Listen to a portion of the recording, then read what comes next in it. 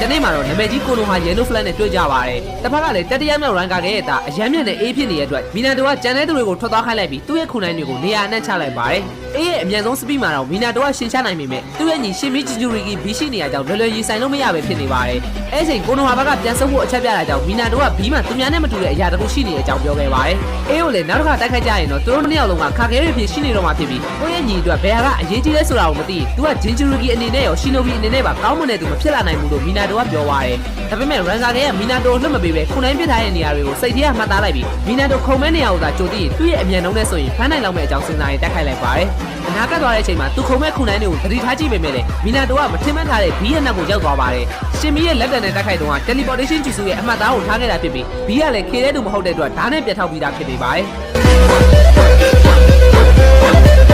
။